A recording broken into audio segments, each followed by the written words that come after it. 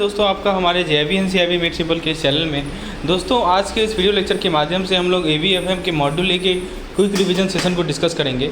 तो अगले 30 से 40 मिनट में आप मॉड्यूल ए को क्विकली रिवाइज कर पाएंगे। हर एक इंपॉर्टेंट पॉइंट से हम लोग देखेंगे। दोस्तों चलिए शुरुआत करते हैं हम लोग यूनिट नंबर 1 से। दोस्तों बताया जा रहा है कि मॉडर्न डे बैंकिंग एक इंपॉर्टेंट कंपोनेंट है इंडियन फाइनेंशियल सिस्टम का इकोनॉमिक डेवलपमेंट के लिए, और financial sector critical role play करती है ऑप्टिमल एलोकेशन और utilisation of financial resources. Management के अंदर स्किल ऑर्गेनाइज करना, एंटरप्रेन्योरशिप और दोस्तों टीम मेंबर से बेस्ट लाना, ये होता है। मैनेजमेंट के थ्योरिस्ट की बात करें तो हेनरी फेयोल को माना जाता है मॉडर्न मैनेजमेंट थ्योरी के फाउंडर। फ्रेडरिक विल्सन टेयर ने मेथड इंट्रोड्यूस किया ताकि इंडस्ट्रियल एफिशिएंसी को इंप्रूव कर सकें। जो बुक का नाम है प्रिंसिपल ऑफ साइंटिफिक मैनेजमेंट, ये टेलर के द्वारा लिखा गया। इसे मोस्ट इन्फ्लुएंशियल मैनेजमेंट बुक माना जाता है 20th सेंचुरी का। पीटर ड्रकर फेमस मैनेजमेंट गुरु है और उनका book management task responsibility practice widely rate किया जाता है। मैनेजमेंट प्रोसेस की बात करें तो मैनेजमेंट एक सोशल प्रोसेस है जिसके अंदर रिलेशनशिप और कोऑपरेशन होता है लोगों के बीच में और उसके टीम एफर्ट के बीच में। ये एक कंटिन्यूस प्रोसेस है जो कि अडेप्ट करता है बहुत सारे डेवलपमेंट को अलग अलग फ्रंट्स पे। मैनेजमेंट टास्क को डिवाइड किया जाता है बहुत सारे पार्ट्स या सब एक्टिविटीज़ में ताकि उनके सिग्निफिकेंस को अच्छे से समझ सकें। मैनेजमेंट की फंक्शन की बात करें तो प्लानिंग होता है पहला। प्लानिंग के अंदर आप फ्यूचर एक्शन पे डिसाइड करते हैं। सो फ्रेंड्स प्लानिंग में क्या होता है, let's see the planning, what happen planning. तो प्लानिंग में क्या होता है, फ्यूचर एक्शन पे डिसाइड करते हैं जो कि ऑर्गेनाइजेशन ऑब्जेक्टिव के इन लाइन होता है। ऑर्गेनाइजिंग में आप स्ट्रक्चरिंग करते हैं और अरेंज करते हैं रिसोर्सेज को ताकि ऑर्गेनाइजेशन के ऑब्जेक्टिव को अचीव कर सकें। स्टाफिंग में recruiting, selecting, training, developing, motivating and compensating employees. Directing में दोस्तों सबऑर्डिनेट्स के एक्टिविटीज़ को गाइड करना, सुपरवाइज करना। इसके अंदर लीडरशिप, मोटिवेशन, कम्युनिकेशन, सुपरविजन, ये सभी आते हैं। कंट्रोलिंग में दोस्तों मॉनिटर करना और परफॉर्मेंस को मेजर करना, कंपेयर करना इसे स्टैंडर्ड के साथ, ये सभी आते हैं। दोस्तों नेक्स्ट पॉइंट में आज बात करते हैं मैनेजमेंट की इंपॉर्टेंस को। तो सबसे पहला है कि ये हेल्प करता है किसी ऑर्गेनाइजेशन को ट्रांजिट करने में गुड टू ग्रेट। दोस्तों नेक्स्ट है हमारा ग्रुप टास्क अचीव करना, यानी ये इंप्रूव करता है डिसीजन की क्वालिटी को और डिपार्टमेंट के कवर कंट्रोल को ताकि ग्रुप के गोल को अचीव कर सकें। तीसरा है कि आप रिसोर्सेज को एफिशिएंटली एलोकेट करते हैं ताकि एफिशिएंट यूटिलाइजेशन अचीव कर सकें। दोस्तों नेक्स्ट है कि ह्यूमन अंडरस्टैंडिंग को समझना, कोऑर्डिनेशन को समझना, म्यूचुअल रिस्पेक्ट और ट्रस्ट को समझना। दोस्तों नेक्स्ट पॉइंट है कि मैनेजमेंट कैसे हेल्प करता है ऑलराउंड डेवलपमेंट ऑफ ह्यूमंस। ये बेटर स्ट्रक्चर करता है ऑर्गेनाइजेशन को authority, responsibility, job fit define करके। दोस्तों ये डायरेक्शन प्रोवाइड करता है ताकि गोल अचीव कर सके, रोड मैप फॉलो कर सकें। फिर दोस्तों अब हम लोग मैनेजमेंट थॉट्स एंड अप्रोच की बात करते हैं। तो पहला है क्लासिकल। देखिए एक तरफ क्लासिकल और ट्रेडिशनल स्कूल है, तो इसका साइलेंट फ्यूचर क्या है दोस्तों, ये एम्फेसाइज करता है टेक्नोलॉजी पे ताकि एम्प्लॉय की एफिशिएंसी को बढ़ा सकें। ये फोकस करता है ऑर्गेनाइजेशन और सेंट्रलाइजेशन पे। इसका एम्फेसिस होता है प्रोडक्शन पे। जो कंसंट्रेशन होता है दोस्तों एरर पे होता है, उसके रेक्टिफिकेशन पे होता है। ये एज्यूम करता है एम्प्लॉय की कंटिन्यूटी को, चाहे ऑर्गेनाइजेशन चेंज हो भी जाए। दोस्तों ये अकाउंटिंग मॉडल पे बेस्ड है। ये दोस्तों डिफरेंट टाइप्स ऑफ जॉब और एम्प्लॉय को इक्वल वेटेज देता है। तो इसे कहते हैं हम लोग क्लासिकल और traditional schools theory. So friends lesson को आगे बढ़ाने से पहले यदि आप CIB 2023 की तैयारी कर रहे हैं तो आप हमारे स्टडी मटेरियल का हेल्प ले सकते हैं अपनी तैयारी को और अच्छा बनाने के लिए। So friends we are offering MCQs PDF। Okay आपको यदि MCQs की रिक्वायरमेंट है, स्टडी मटेरियल की रिक्वायरमेंट है दोस्तों, in form of PDF that we are providing, you can take help of the MCQ PDF। We have overall 2000 to 3000 MCQs per subject. Per unit we have 150 to 200 MCQs which cover each and every aspect related to a particular unit. And इसके अलावा दोस्तों यदि आपको videos चाहिए, video explanation की requirement है, then you can opt for our study plan, details regarding which you can C on this slide. Friends आगे बढ़ते हैं हम लोग नेक्स्ट पॉइंट को स्टडी करते हैं। Let's go next point. दोस्तों बताया जा रहा है कि न्यू क्लासिकल या बिहेवियरल स्कूल ये मोटिवेशन में फोकस्ड होता है। बहुत सारे लोग अलग अलग तरीके से मोटिवेट होते हैं अपने स्पेसिफिक नीड को सेटिस्फाई करने के लिए। कम्युनिकेशन क्रिटिकल इनपुट होता है एफिशिएंसी के मेजरमेंट का। टीम वर्क जरूरी होता है ऑर्गेनाइजेशन के परफॉर्मेंस के लिए। दो डिफरेंट पर्सपेक्टिव है, ह्यूमन रिलेशन पर्सपेक्टिव और दोस्तों फिजियोलॉजिकल पर्सपेक्टिव। दोस्तों बताया जा रहा है कि जो Douglas McGregor action Y theory है, इसमें थ्योरी एक्स का मतलब क्या होता है कि ह्यूमन जो है बिना क्लोज सुपरविजन का काम नहीं करते, अब प्रीफर करते हैं कि वो लेड हो जाए या डायरेक्टेड हो किसी दूसरे से। थ्योरी वाई क्या एज्यूम करता है कि ह्यूमन जो है काम करना अच्छा पसंद करते हैं और वो कोशिश नहीं करना चाहते दूसरे के द्वारा for achieving the organisation goal. So friends ये हमारा डॉगलास मैक्ग्रेगर थ्योरी है, होपफुली आपको क्लियर हुआ होगा। नेक्स्ट पॉइंट बताया जा रहा है दोस्तों motivation hygiene theory. Motivation factor जैसे चैलेंजिंग वर्क, रिकॉग्निशन, रिस्पॉन्सिबिलिटी, ये सभी पॉजिटिव से सेटिस्फैक्शन देता है। जबकि हाइजीन फैक्टर जैसे status, job security, salary, fringe benefit, ये दोस्तों मोटिवेट नहीं होता है यदि प्रेजेंट होगा, और यदि एब्सेंट होगा तो डिमोटिवेशन आता है। दोस्तों नेक्स्ट थ्योरी हमारा क्वांटिटेटिव स्कूल और मैनेजमेंट साइंस थ्योरी। यहाँ पे दोस्तों model creation, theory creation, hypothesis creation होता है। यहाँ पे एम्पिरिकल डेटा का कलेक्शन होता है। उसके बाद दोस्तों यहाँ पे मैथमेटिकल और स्टैटिस्टिकल मॉडल का डेवलपमेंट होता है, data analysis, experimented in control environment, testing with changes in variable, development of various instrument, ये सभी इसके पार्ट्स हैं। जरा बात करें दोस्तों सिस्टम स्कूल ऑफ मैनेजमेंट की, तो मैनेजमेंट एक ओपन सिस्टम है, इसको इंटरेक्ट करना होता है एनवायरनमेंट के साथ कॉन्स्टेंटली, ताकि आपको रिसोर्सेज मिल सके जो कि वेरिएबल भी है, वैल्यूएबल भी है और लिमिटेड भी है। दोस्तों contingency school of management theory बताता है कि कोई यूनिक वे नहीं है किसी ऑर्गेनाइजेशन को मैनेज करने का, बहुत सारे लीडर्स जो है सेम सिचुएशन को अलग अलग तरीके से डील करते हैं उनके लीडरशिप स्टाइल के बेसिस पे। दोस्तों TQM और लर्निंग ऑर्गेनाइजेशन के बीच डिफरेंस बताया जा रहा है कि TQM का फोकस होता है कि हाई क्वालिटी गुड्स और सर्विसेज डिलीवर करे अपने कस्टमर को। सो फ्रेंड्स TQM के अंदर क्या होता है आपको समझ में आया?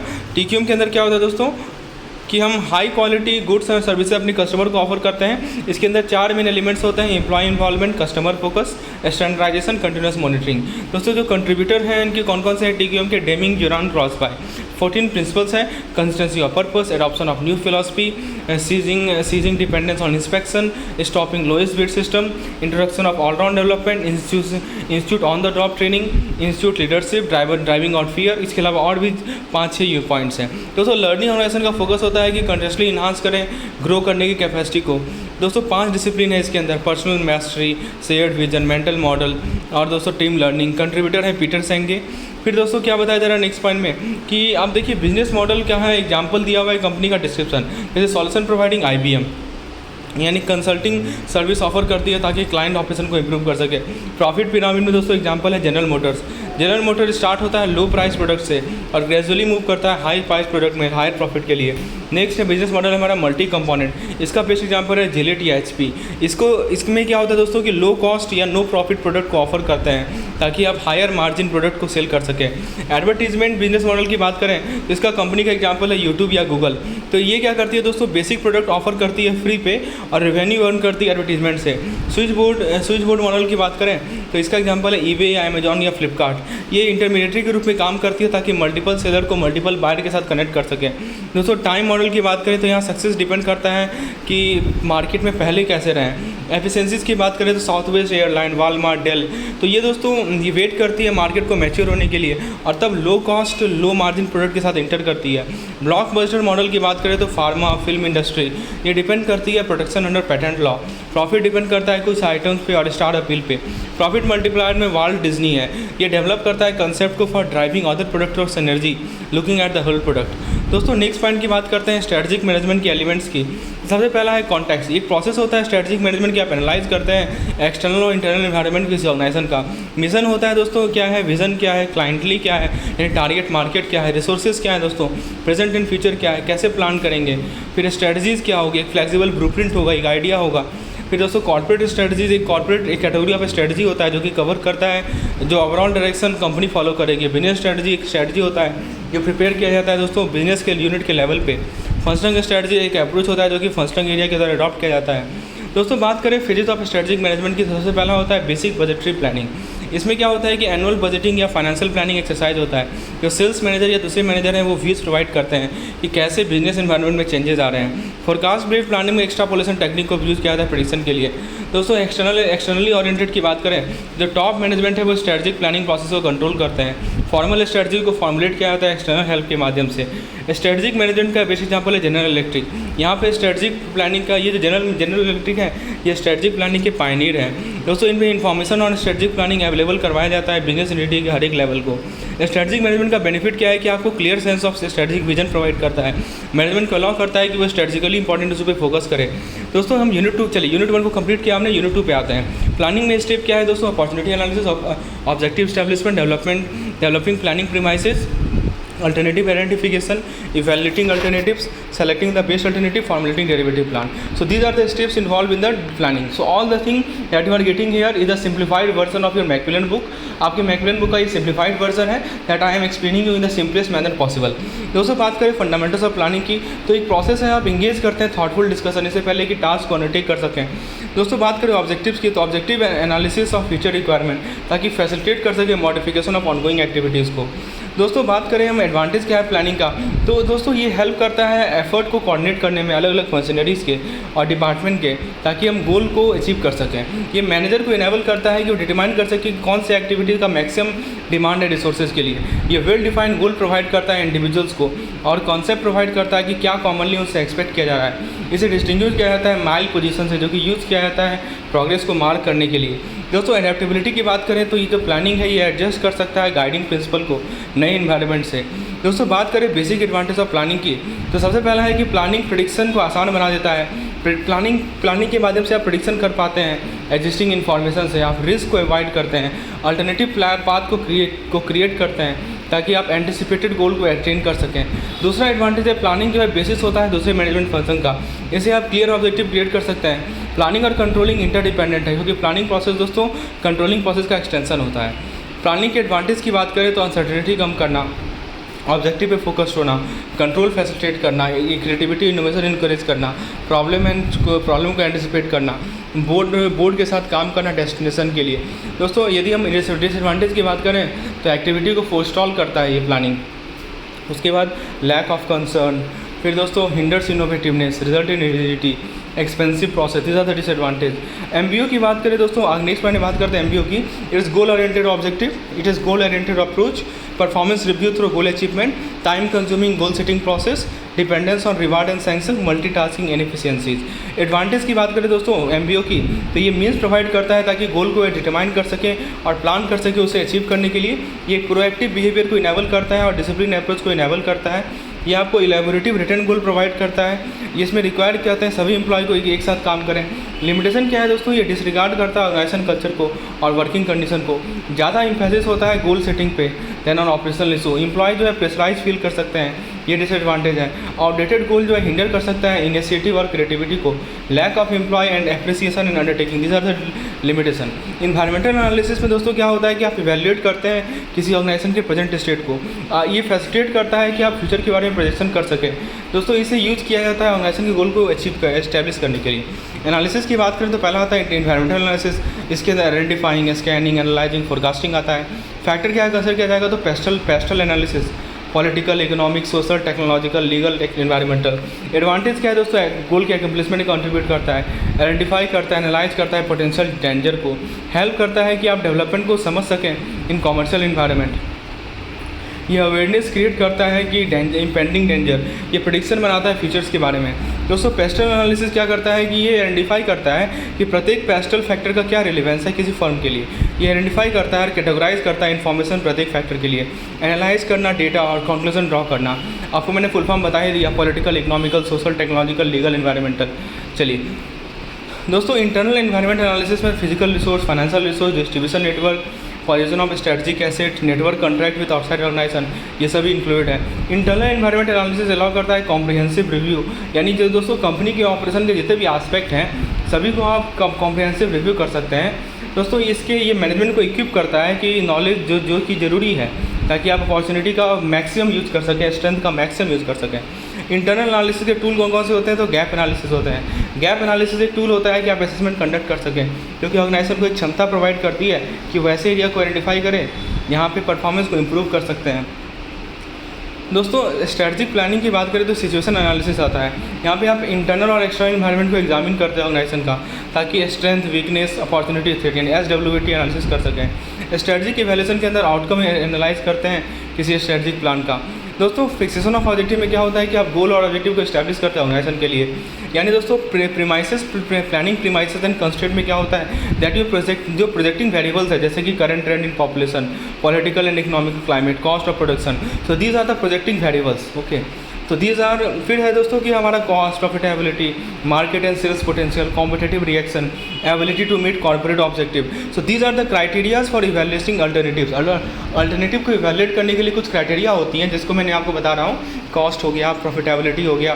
कंटिजेंसी प्लानिंग क्या होता है कि आप एक अल्टरनेटिव प्लानिंग बनाते हैं ताकि अनफॉर्चुन इवेंट को मैनेज कर सकें। फोरकास्टिंग और डिसीजन मेकिंग दोस्तों क्या होता है कि आप प्रेडिक्ट करते हैं, एस्टिमेट करते हैं फ्यूचर को पास्ट और प्रेजेंट एविडेंस के बेसिस पे। फोरकास्टिंग की टाइप की बात करें दोस्तों, ये जो PDF है जिसमें आप सभी चीज़ों को क्विकली रिवाइज कर पाएंगे।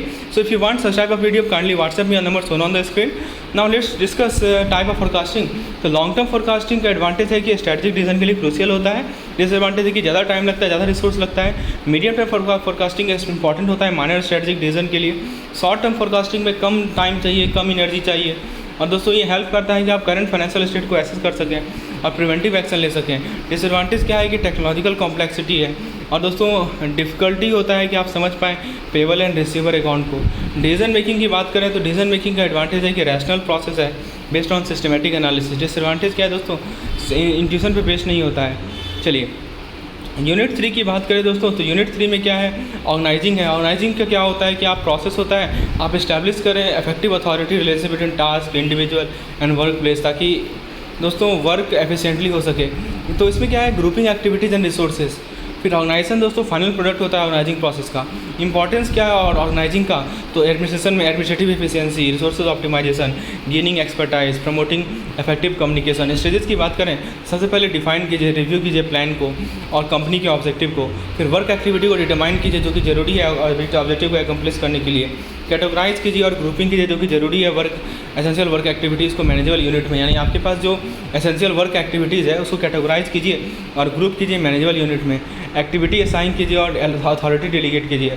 ऑर्गेनाइजिंग प्रोसेस की बात करें तो सबसे पहले टास्क डिटरमाइन कीजिए ऑब्जेक्टिव अचीव करने के लिए। एंड रिजल्ट जो है एक वर्किंग एटमॉस्फेयर होगा जहाँ पे प्रत्येक मेंबर अपने टास्क को समझेंगे। दोस्तों यदि आप ऑर्गेनाइज नहीं कर पाएंगे तो इसी कारण कन्फ्यूजन होगा, फ्रस्ट्रेशन होगा, एफिशिएंसी रिडक्शन होगा। दोस्तों ऑर्गेनाइजेशन की टाइप की बात करें तो एक होता है सेंट्रलाइज और डिसेंट्रलाइज ऑर्गेनाइजेशन। यहाँ पे क्या है कि सेंट्रलाइज ऑर्गेनाइजेशन का डिसीजन मेकिंग पावर होता है टॉप लेवल ऑफ मैनेजमेंट, जबकि डिसेंट्रलाइज ऑर्गेनाइजेशन जो है प्रत्येक डिसीजन मेकिंग पावर को डेलीगेट करती है लोअर लेवल एम्प्लॉय को। लाइन और स्टाफ ऑर्गेनाइजेशन में लाइन ऑर्गेनाइजेशन की रिस्पॉन्सिबिलिटी होती है कि वो ऑर्गेनाइजेशन के ऑब्जेक्टिव को अचीव करे, जबकि स्टाफ ऑर्गेनाइजेशन एडवाइजरी और सपोर्टिव सर्विस प्रोवाइड करता है लाइन ऑर्गेनाइजेशन को। फंक्शनल ऑर्गेनाइजेशन जो है एम्प्लॉय को ग्रुप करता है बाय देयर फंक्शन और एरिया ऑफ एक्सपर्टाइज, यानी वो किस एरिया में एक्सपर्टाइज है उस हिसाब से उसे ग्रुपिंग करता है। कमिटी ऑर्गेनाइजेशन दोस्तों इसके अंदर ग्रुप ऑफ पीपल होते हैं जो कि रिस्पॉन्सिबल होते हैं डिसीजन लेने के लिए। दोस्तों ऑर्गेनाइजेशन स्ट्रक्चर की बात करें तो एक सेंट्रलाइज है, यहाँ पे क्लैरिटी होता है डिसीजन मेकिंग में। डिसएडवांटेज क्या है कि लोकल डिमांड से कम रिस्पॉन्सिव होता है। सेंट्रलाइज में दोस्तों एफिशिएंट इंप्लीमेंटेशन होता है पॉलिसीज़ का और प्रोजेक्ट का। डिसएडवांटेज क्या है कि limited staff input. Decentralise organisation की बात करें तो इसका एडवांटेज है fast decision making and response time. दोस्तों दूसरा डिसेंट्रलाइज का एडवांटेज है that improve capacity to expand the company, skilled और स्पेशलाइज मैनेजमेंट। दोस्तों डिसएडवांटेज की बात करें कि एक्टिविटी को कोऑर्डिनेट करने में डिफिकल्ट होता है डिसेंट्रलाइज में, एडमिनिस्ट्रेटिव कॉस्ट बढ़ता है, इनकंसिस्टेंटी इन ऑपरेशन। दोस्तों लाइन और स्टाफ में एडवांटेज क्या है, it provide relief to line of executive. दूसरा एडवांटेज है कि professional counsel, benefit of specialisation, improvement in coordination. यदि हम लाइन और स्टाफ ऑर्गेनाइजेशन के डिसएडवांटेज की बात करें तो फंडामेंटल मिसअंडरस्टैंडिंग होती है, lack of reliable guidance, conflict with line and staff. दोस्तों फंक्शनल ऑर्गेनाइजेशन की एडवांटेज की बात करें तो specialisation, efficient control, efficiency, cost effectiveness, expansion. Disadvantage की बात करें तो confusion, lack of coordination etcetera. दोस्तों अब जरा फॉर्मल ऑर्गेनाइजेशन के एडवांटेज की बात करते हैं। ऑर्गेनाइज टास्क होता है दोस्तों, उसके बाद सक्सेसफुल कंप्लीशन होता है, एवॉइडेंस ऑफ डुप्लीकेशन है इसका। फिर दोस्तों हार्मोनी मिलता है इस फॉर्मल ऑर्गेनाइजेशन से, इस्टेब्लिश वन प्लेस। यदि हम बात करें इनफॉर्मल ऑर्गेनाइजेशन की एडवांटेज की तो ये सब नहीं होता है, ठीक है दोस्तों। Successful completion potentially unfavourable effect होता है दोस्तों यदि इनफॉर्मल ऑर्गेनाइजेशन होगा, वर्क में एम्फेसिस होना, इफेक्टिव एंड रैपिड कम्युनिकेशन, ये सभी एडवांटेज हैं हमारे फॉर्मल ऑर्गेनाइजेशन के। एक होता है मास्टर चार्ट, एक होता है सप्लीमेंट्री चार्ट। क्या अंतर है, तो मास्टर चार्ट आपको इंटायर फॉर्मल स्ट्रक्चर डिस्प्ले करता है, सप्लीमेंट्री चार्ट आपको इन डेप्थ प्रोवाइड करता है दोस्तों, लिंकेज, अथॉरिटीज़ और responsibility of specific department provide करके। मास्टर चार्ट का क्लासिफिकेशन प्रिपरेशन के लेवल पर होता है, जबकि सप्लीमेंट्री चार्ट दोस्तों बेस्ड होता है कि क्या इन्फॉर्मेशन आप प्रेजेंट कर रहे हैं। दोस्तों वर्टिकल चार्ट की बात करें तो वर्टिकल चार्ट हायरार्की को डिस्प्ले करता है एज पिरामिड, और जबकि सप्लीमेंट्री चार्ट दोस्तों वर्टिकल डिटेल प्रोवाइड करता है स्पेसिफिक डिपार्टमेंट का, इसे टॉप डाउन चार्ट भी कहते हैं वर्टिकल चार्ट को। दोस्तों सोर्स ऑफ अथॉरिटी की बात करें तो लेजिटिमेट अथॉरिटी, यहाँ पे लीगल राइट होता है कि आप कमांड इशू करें जो भी सुपरविजन है उसके अंदर। कोर्सिवनेस में क्या होता है कि फोर्स या थ्रेट को यूज़ करते हैं कॉम्प्लायंस को अचीव करने के लिए। रिवार्डिंग अथॉरिटी में क्या होता है कि आपके पास क्षमता होती है कि रिवार्ड कर सकें, इंसेंटिव प्रोवाइड कर सकें कॉम्प्लायंस को अचीव करने के लिए। एक्सपर्टाइज में दोस्तों स्पेशलाइज नॉलेज और स्किल की रिक्वायरमेंट होती है। अथॉरिटी की बात करें तो फाउंडेशन है चीज़ों को करवाने के लिए, legitimacy, decision making, subjectivity, implementation. Responsibility की फॉर्म्स की बात करें तो operating responsibilities, ultimate responsibility, decision form responsibilities. Keys issues कौन कौन से ऑर्गेनाइजेशन स्ट्रक्चर में, turnover, productivity, process management, role specification. Organisation change की बात करें तो एक्शन जो कंपनी लेती है एक सर्टेन एस्पेक्ट ऑफ ऑर्गेनाइजेशन को मॉडिफाई करने के लिए दोस्तों 3 प्राइमरी स्टेप होता है, प्लानिंग, इम्प्लीमेंटेशन, फॉलोअप। तो ये जो 3 कैटेगरी होता है ऑर्गेनाइजेशन चेंज का, वो है developmental changes during transition, transformational. Management of change की बात करें तो एक मेथोडिकल और सिस्टमेटिक स्ट्रेटजी है ताकि ऑर्गेनाइजेशन के ऑब्जेक्टिव को, प्रोसीड्यूर को और टेक्नोलॉजी को एड्रेस कर सकें। रेजिस्टेंट टू चेंज का मतलब क्या होता है कि एक एक्ट है कि रिजेक्ट करना और बैटल करना अगेंस्ट मॉडिफिकेशन। अप्रोच मॉडल की बात करें तो लुईस चेन मैनेजमेंट मॉडल है। इसमें 3 स्टेज है चेंज की, unfreeze, change, refreeze. McKinsey 7 model है। इसका फोकस होता है 7 internal state element of organisation जिसको अलाइन किया जाएगा सक्सेस अचीव करने के लिए। क्वार्टर्स चेंज मैनेजमेंट प्रिंसिपल है। यहाँ पे 8 फेज हैं जो कि एड्रेस करते हैं people reaction to change. Next है दोस्तों nurse theory. Nurse theory concept apply होता है बिहेवियरल साइंस, इकोनॉमिक्स और पॉलिटिकल थ्योरी में। एडकार मॉडल है। यहाँ पे 5 स्टेप हैं ताकि फैसिलिटेट कर सके सक्सेसफुल चेंज में।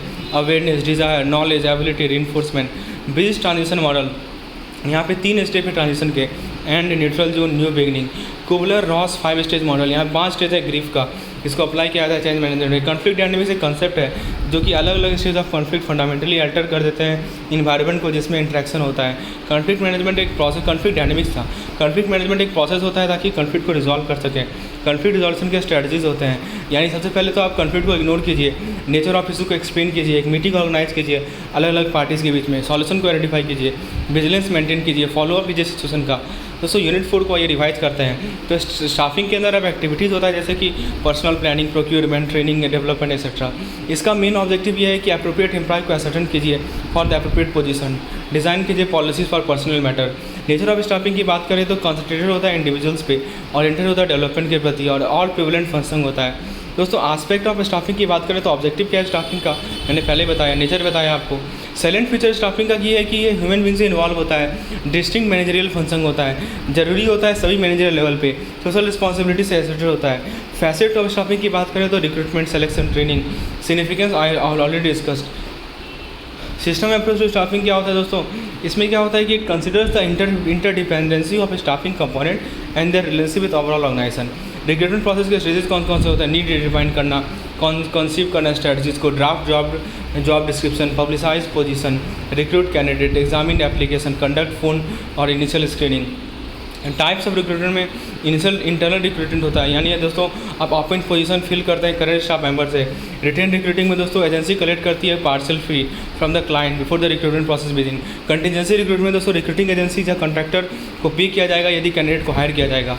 Recruiting for staff agency partial job seeker with open position. और प्लेसमेंट रिक्रूटमेंट ये हेल्प करता है लोगों को जिन्होंने अपने जॉब खो दिया है और नए एम्प्लॉयमेंट फाइंड करना, उसमें हेल्प करता है। सक्सेसफुल रिक्रूटमेंट दोस्तों ऑर्गेनाइजेशन में पहले चेक करते हैं, सिलेक्शन के अंदर प्रिलिमिनरी इंटरव्यू, एप्लीकेशन लेना, एग्जामिन करना एप्लीकेशन को, एम्प्लॉयमेंट टेस्ट, फॉर्मल इंटरव्यू, फिर verification of reference, medical test etcetera. Training दोस्तों एक प्रोसेस होता है कि आप स्किल और नॉलेज को इंक्रीज़ कर ले वर्कर का बेटर जॉब परफॉर्मेंस के लिए। उसके बाद दोस्तों बात करते हैं टाइप्स ऑफ ट्रेनिंग की, तो ऑन जॉब ट्रेनिंग होता है, यानी वर्कर को इंस्ट्रक्ट कीजिए जब वो अपने रेगुलर ड्यूटी को परफॉर्म कर रहे हैं। ऑफ द जॉब ट्रेनिंग में क्या होता है कि एम्प्लॉय जो ट्रेनिंग दूर ले जाते हैं अपने पेशा वर्क से। रिटेंशन और डेवलपमेंट में इफेक्टिव प्रैक्टिस होता है hiring, socializing, training and development, compensation and reward, fair supervision. Employee involvement strategies क्या है, कॉम्प्रिहेंसिव स्ट्रेटजीज़ है। नॉलेज एंड लर्निंग मैनेजमेंट में क्या होता है, एक प्रोसेस है कि आप जनरेट करें, एक्सचेंज करें, यूटिलाइज करें और इन्फॉर्मेशन को मैनेज करें किसी ऑर्गेनाइजेशन के अंदर। दोस्तों नॉलेज मैनेजमेंट का बेनिफिट है कि ये सपोर्ट करता है इनोवेटिव प्रोडक्ट को, सर्विसेज को, डेवलपमेंट को, शॉर्टर डेवलपमेंट साइकिल को शॉर्ट करता है, मैनेज करता है और दोस्तों क्रिएट करता है endeavour for educational growth. Performance appraisal क्या करता है दोस्तों, परफॉर्मेंस को इंप्रूव करता है, एम्प्लॉय के डेवलपमेंट को सपोर्ट करता है, डेफिशिएंसी को करेक्ट करता है। मेथड क्या क्या है परफॉर्मेंस अप्रेजल का, तो पास्ट ओरिएंटेड मेथड में rating scale, state analysis, force choice, force distribution, critical incidents, confidential record, तो ये सब ये फीचर ओरिएंटेड में MBO, असेसमेंट सेंटर अप्रोच, ये सभी अप्रोच है दोस्तों। फिर बताया जा रहा है कि BARS क्या होता है, बिहेवियरली एंकर रेटिंग स्केल। यहाँ पे KRA बेसिकली एरिया होता है आउटकम का या आउटपुट का जिसके लिए डिपार्टमेंट रिस्पॉन्सिबल होता है। जो इंडिविजुअल परफॉर्मेंस और डेवलपमेंट प्लान है इसके 2 पार्ट होते हैं, परफॉर्मेंस प्लान और individual development plan. Human resource development में दोस्तों ट्रेनिंग दिया जाता है, अपॉर्चुनिटी प्रोवाइड किया जाता है दोस्तों एम्प्लॉय के ग्रोथ के लिए। इसका टाइप है on job training, job shadowing, intellectual professional development. दोस्तों अलग अलग जनरेशन को मैनेज करना, कैसे मैनेज होगा, तो एजम्पशन ना कीजिए, लेवल को यूज़ कीजिए, रिव्यू कीजिए अपने बाइसेस को रेगुलरली, इंडिविजुअली पे फोकस कीजिए और डिफरेंस क्रिएट कीजिए। फिर दोस्तों डाइवर्सिटी को मैनेज करना, यानी दोस्तों आप problem solving, understanding diverse audience, occasion for educational growth, healthy industrial relationship यानी रिलेशन और इंटरेक्शन जो है लेबर और मैनेजमेंट के बीच में अच्छे होनी चाहिए। एरियाज़ क्या है दोस्तों, employee supervision relationship, union management relationship, management of change. दोस्तों आप क्या करते हैं कि जो आपके लीडर्स हैं उनके बीच में कन्वर्सेशन को मैनेज करना, फिर चेंज को इम्प्लीमेंट करना। स्टेप्स क्या है, चेंज प्रोसेस को समझना, ड्राइवर ऑफ चेंज को अवेयर रहना, फॉर्मुलेट स्ट्रेटजी फॉर्मुलेट करना। दोस्तों हम लोग यूनिट 5 को रिवाइज करते हैं। Let's revise unit number 5 which is based on directing. So directing क्या होता है दोस्तों कि गाइड करना, मोटिवेट करना, काउंसिल करना, सुपरवाइज करना।